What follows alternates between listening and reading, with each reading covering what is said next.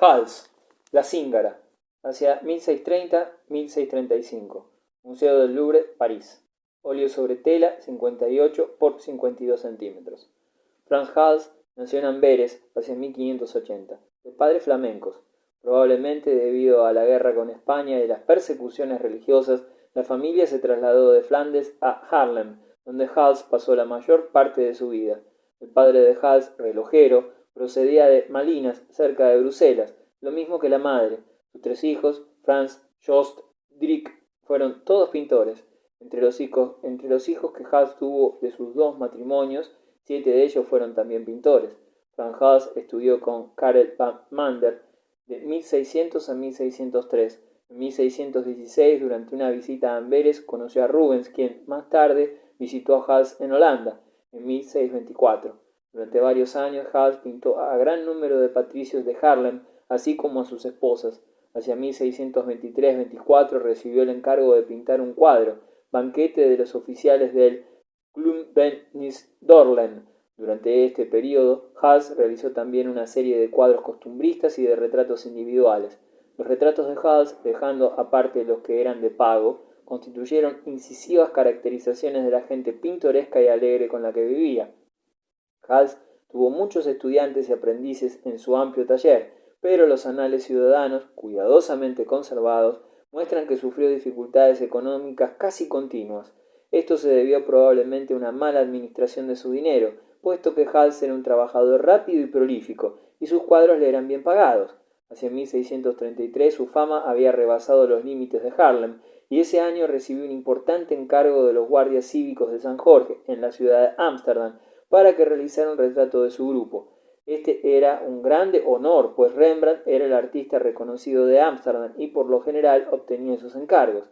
Hacia el final de la vida de Hals, el pintor seguía con dificultades financieras, y en 1664 el Consejo Municipal de Haarlem le asignó una pensión anual de 200 gulden. Hals pintó sus últimos dos cuadros a los 84 años y murió en 1666. Franz Hals nació en una época en que su pueblo luchaba por conseguir la independencia. En 1600 las provincias norteñas de los Países Bajos se declararon Estado independiente y Holanda se convirtió en república, uniéndose a la Iglesia reformista fundada por Martín Lutero. Como la Iglesia reformista era hostil a las imágenes sacras de la pintura flamenca e italiana, un arte nuevo se desarrolló en Holanda.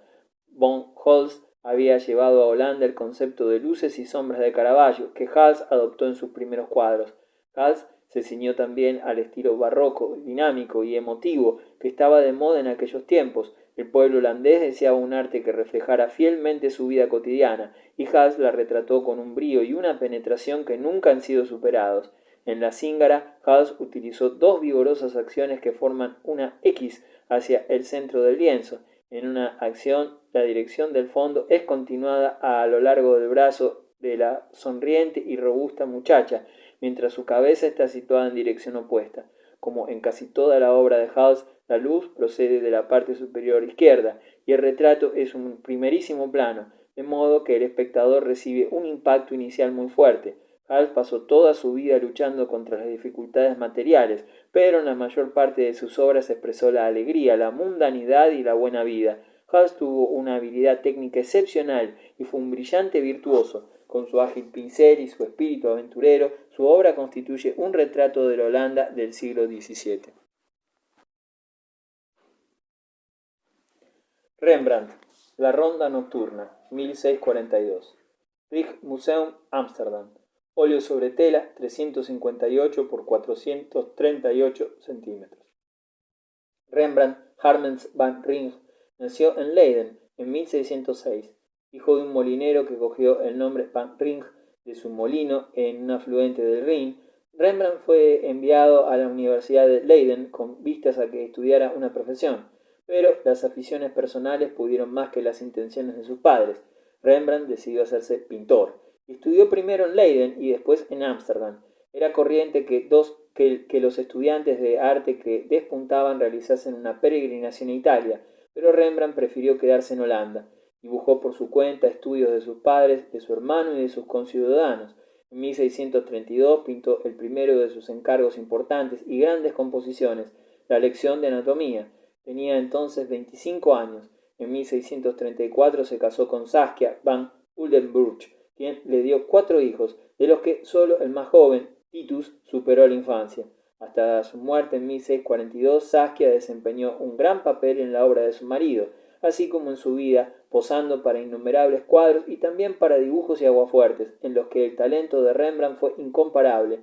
Durante un tiempo, los retratos de Rembrandt gozaron de popularidad y el pintor prosperó, pero a medida que su trabajo iba haciéndose más completo y personal, al mismo tiempo que el imperio holandés sufría las consecuencias de la guerra y de las luchas internas, los encargos fueron disminuyendo.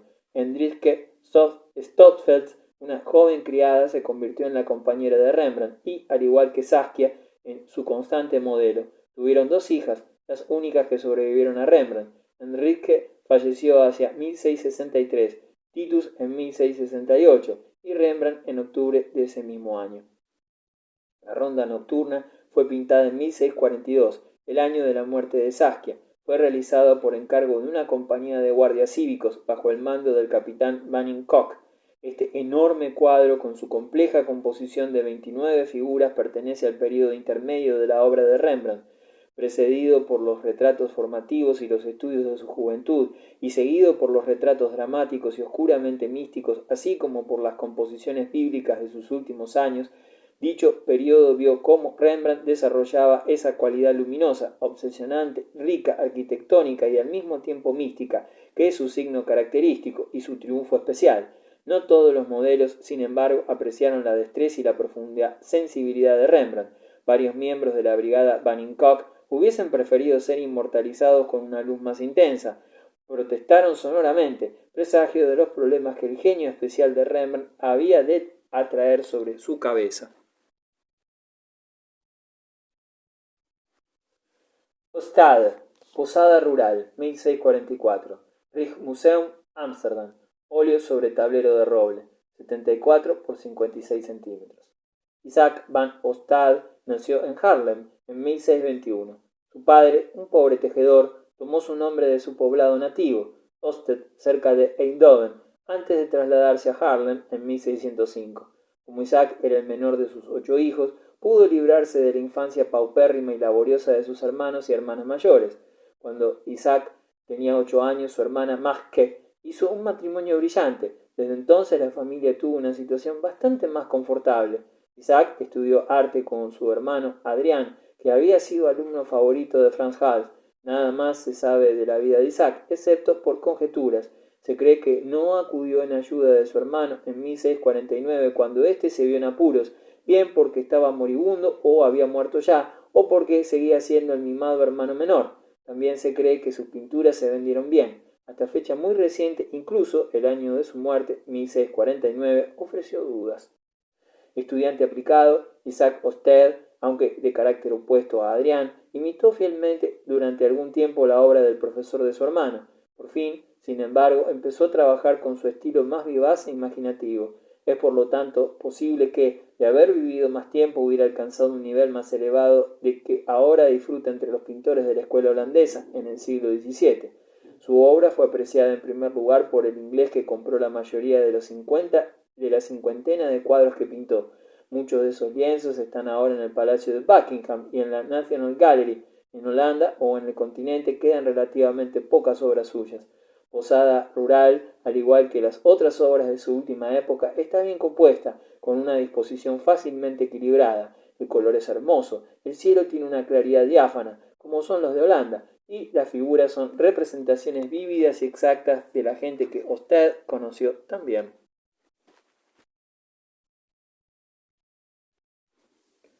Ruisdael, Coupe du Soleil, 1670-1675. Museo del Louvre, París. Óleo sobre tela, 83 por 98 centímetros. Jacob van Ruisdael, el paisajista holandés más famoso, nació en Haarlem hacia 1629.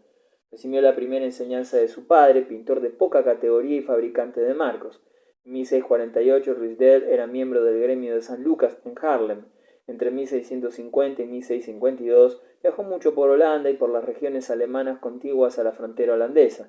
Sus viajes constituyeron una fuerte inspiración, así como una influencia decisiva en sus poderes de observación de la naturaleza. En 1655 se instaló en Ámsterdam, donde sus actividades artísticas eran bien remuneradas. En 1659 se convirtió en ciudadano libre de Ámsterdam, en cuyo momento tuvo en su estudio gran cantidad de alumnos, entre los que el más distinguido fue Hobbema. La melancolía de la obra de Ruysdael es atribuida a veces a una desconocida enfermedad crónica que mencionó en su testamento, redactado durante los años 60. No es seguro que esa enfermedad fuese responsable de su ingreso como estudiante de medicina en la Universidad de Francia. En todo caso, fue registrado como médico en Ámsterdam en 1676. Sin embargo, no existen pruebas de que llegara a practicar la medicina. Se sabe que siguió pintando hasta su muerte en Ámsterdam en 1682. Ruysdael fue seguido por toda una escuela de discípulos y de imitadores, quienes evidentemente sobresalieron copiando el estilo del maestro. El gran paisajista holandés Ruysdael fue contemporáneo del filósofo Spinoza, en una época en que los recientes descubrimientos científicos habían abierto nuevas sendas para el pensamiento.